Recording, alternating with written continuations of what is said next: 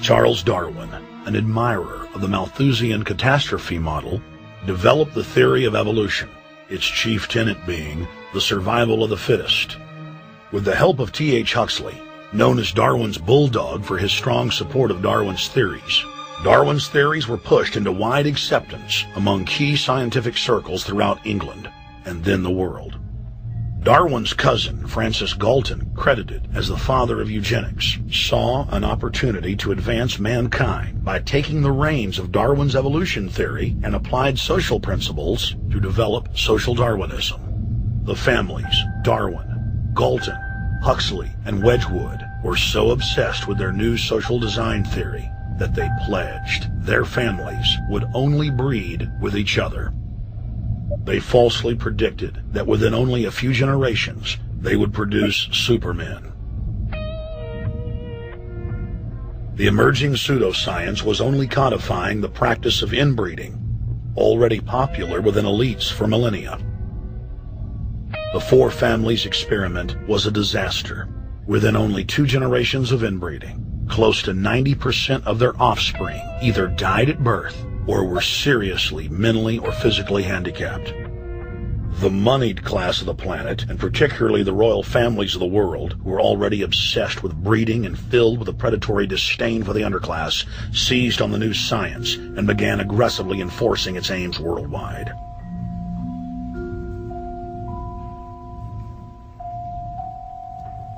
Biometrics appears to be a new science, but it was actually developed by Galton back in the 1870s as a way to track racial traits and genetic histories, and as a way to decide who would be licensed to breed. In 1904, the Cold Springs Harbor Research Facility was started in the United States by eugenicist Charles Davenport with the funding of prominent robber barons Carnegie, Rockefeller, and Harriman.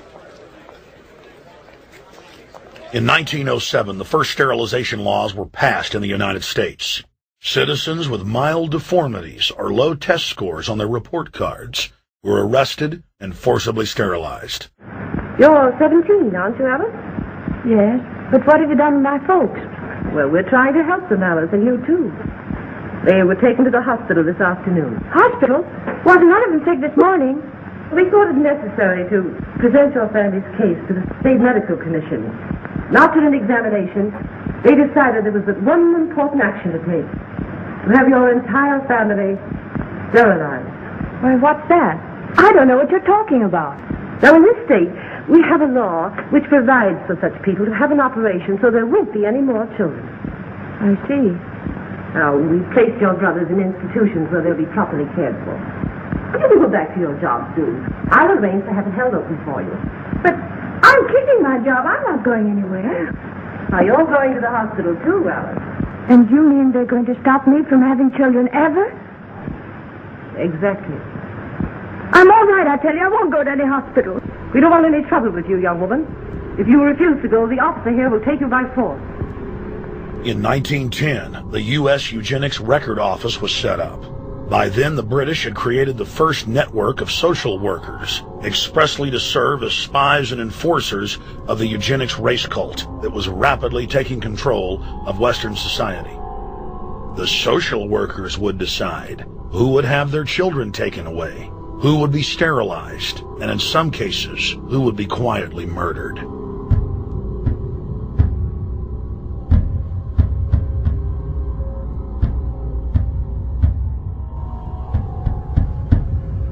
In 1911, the Rockefeller family exports eugenics to Germany by bankrolling the Kaiser Wilhelm Institute, which later would form a central pillar in the Third Reich.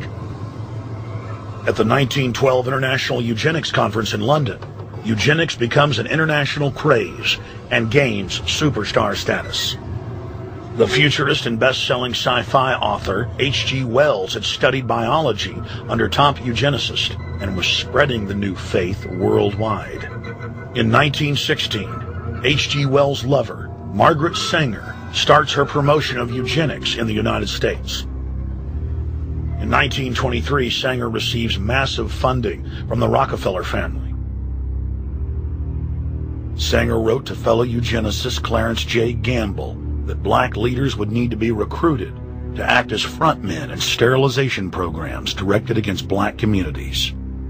In 1924, Hitler pens Mein Kampf, or My Struggle, and credits U.S. eugenicist as his inspiration.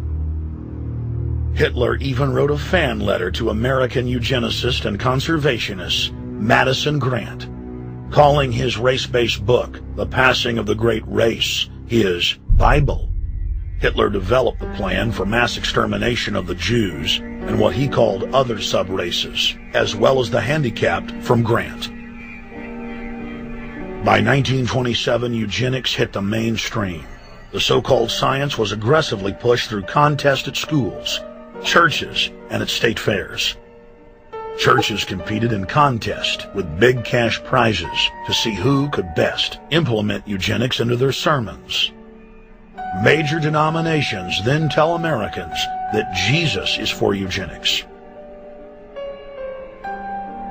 That same year in the United States, more than 25 states passed forced sterilization laws, and the Supreme Court ruled in favor of brutal sterilization policies. When Hitler came to power in 1933, one of his first acts was to pass national eugenics laws, modeled after laws in the United States.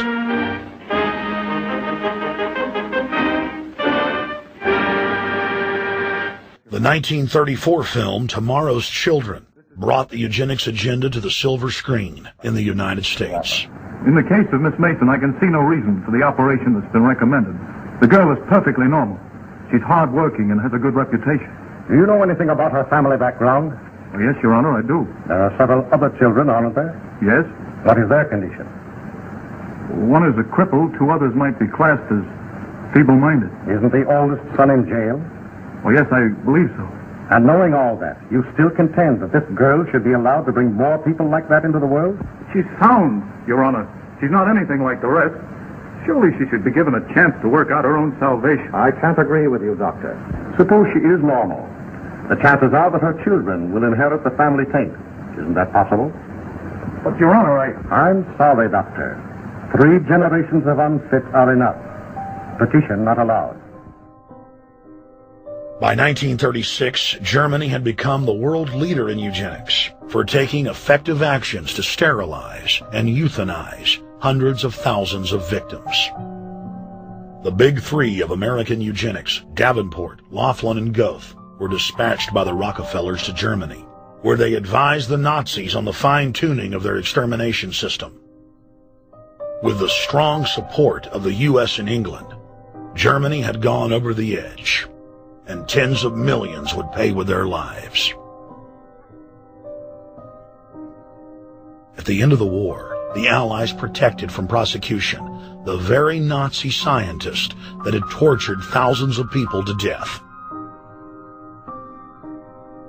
The Nazi brand of eugenics had embarrassed the elites, but they had no intention of stopping their plans.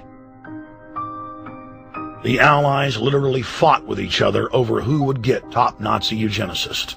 It didn't matter if the SS doctors had tortured tens of thousands to death. They were free to go. The Angel of Death, Joseph Mengele, and his boss, Ottmar von Verscher, were not prosecuted, and von Verscher even continued his work in Germany after the war.